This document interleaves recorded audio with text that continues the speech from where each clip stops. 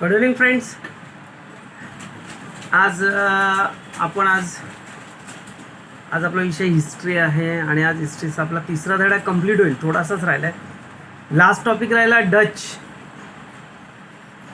नाही त्याला डच जे आपल्या देशात आले, आपल्या भारतात आले. Okay, Dutch.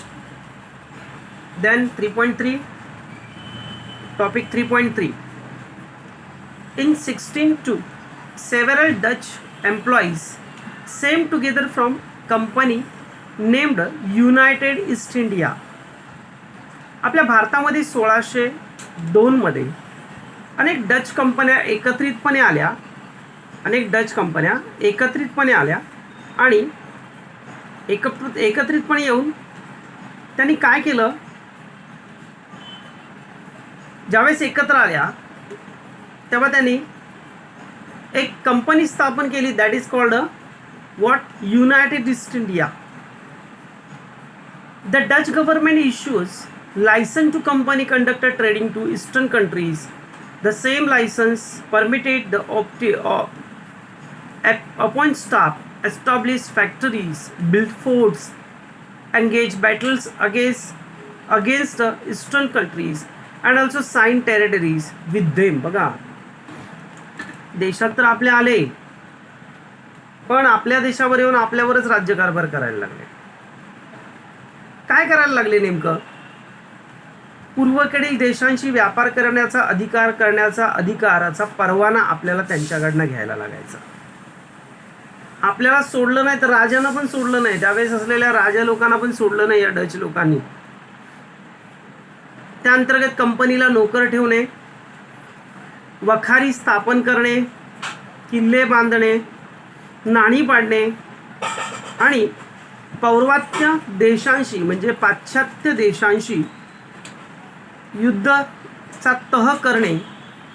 करणे अथवा तह करणे हा अधिकार त्यांना मिळाला. तेव्हा या कंपनीने appointed general governor take the Indian affairs. By the middle of 17th century, the company had established Dutch colonies and factories right from the eastern coast of Africa to Japan, to encompass the present-day region, Mozambique, South Africa, Yemen, Iraq, Iran, Pakistan, India, Bangladesh, Myanmar, Siam, Vietnam. Okay, then Laos बोलतात त्याला, Cambodia, Taiwan, China, Japan, Indonesia, Malaysia. वेडे झाले का? बघा किती प्रदेशात त्यांनी आपल्या ताब्यात घेतले. जपानमध्ये वसाहतीने वखारी उभारल्या. त्याशिवाय इतर देशांमध्ये आता जेवढ्या देशांची मी नावं तुम्हाला घेऊन दाखवली त्या सगळ्या देशामध्ये त्यांनी आपल्या वखारी म्हणजे काय, ते एक प्रकारचं गोडाऊन असं म्हटलं तरी चालेल. या सगळ्या भागामध्ये त्यांनी आपली गोडाऊन स्थापन केली. The Dutch build various building in the premises, their factories also, a fortification walls around them. ज्या ठिकाणी त्यांच्या वखारी होत्या, ज्या ठिकाणी त्यांच्या वसाहती होत्या, अशा वसाहतींना ते काय करायचे, ज्या ठिकाणी त्यांच्या फॅक्टरीज होत्या, ज्या ठिकाणी त्यांचे उद्योगधंदे होते, त्यांना तटबंदी घालायचे. काय करायचे? तटबंदी घालायचे. या इथे त्यांनी वखारी तर स्थापन केल्याच, पण त्यांच्या प्रोटेक्शनसाठी त्यांनी काय केलं माहितीये, they establish their first factory in 1602. 1602 त्यांनी आपली पहिली फॅक्टरी स्थापन केली. And Petapuli is a northern parts a Coromandel coast. There is a factories built a Machilipattanam, Pulikat, Tirupaliyar, a port Nava, Calicut, Karikal, Agra, Ahmedabad, Bharuch, Chinsura, Thata, Khambayat, Surat, Nagapattam. They obtained premises for a Vijayanagar court and built forts with the Pulikat and Nagapattam. Later they defeated the Portuguese, acquired forts Kochi Kodungalur, a Kunnar, Kannur, Kollam, they also obtain. एक minute बरोबर आहे. मला वाटलं पाठच्या पेजवरती आहे की काय. ठीक आहे.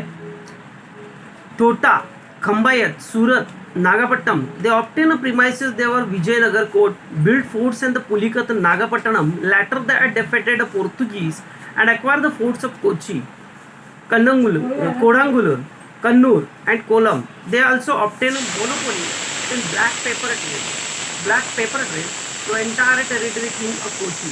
At the beginning, सुरुवातीला बघा डचांनी काय केलं, भारतामध्ये मच्छलीपट्टणम, पेतापुली, पुलिकत, तुरीपापलियर, कुर्त, नोव्हू, कारकिल, चिनसुरा, इकट्ठा, आग्रा, अहमदाबाद, भडोच, गुजरातमधलं खंबायत, सुरत, नागापट्टम वगैरे आपल्या स्थापन केल्या. विजयनगरच्या शासकीय परवानगीने त्यांनी पुलकित आणि नागापट्टम येथे किल्ले बांधले. पुढे डचांनी काय केलं, डच जे होते या डचांनी पोर्तुगीजांचा पराभव केला आणि कोची, कोडंगुल्लूर, कुन्नूर आणि कोल्लम येथे किल्ले बांधले. तिथल्या स्वतःचे किल्ले स्वतःच्या ताब्यात घेतले. कोचीच्या राजाशी तह केला. डचांनी काळ्या मिरीची निर्यात करण्यास एक अधिकार मिळवला. म्हणजे एकाधिकार म्हणजे मक्तेदारी, मोनोपोली बोलतात ना, फक्त आमच्याशिवाय कुणीच काळी मिरी विकणार नाही, अशा प्रकारे त्यांनी मक्तेदारी स्वीकारली. आणि मक्तेदारी स्वीकारल्यानंतर 17व्या शतकाच्या सुरुवातीला डचांचे आरमार प्रबळ होते. कोणत्याही बिकट प्रसंगी भारताच्या किनाऱ्यावर 20 जहाजाच्या आरमार, बघा आरमार क्षमता त्यांनी बरोबर तयार केली. 3-4 हजार सैनिक उतरवण्याची त्यांनी क्षमता ठेवली होती. कोणत्याही क्षणी 3-4 जहाजं मोठमोठी ठेवलेली होती. त्याशिवाय मुघल आदिशाही, कुतुबशाही जहाजांना डचांकडून परवाना घ्यावा लागतो. परवाना न घेता प्रवास केला जहाज जप्त केलं जाईल, असं सरळ शब्दात सांगण्यात आलं होतं. सरळ शब्दात. त्याच्यानंतर आले आपल्या इथे फ्रेंच. कोण आले? फ्रेंच. आपल्याला माहिती असेल फ्रेंच. हा शेवटचा टॉपिक आपला 3.4. In 1664, French East India Company La Campagne des Indes or Orientals, which established with the Inuits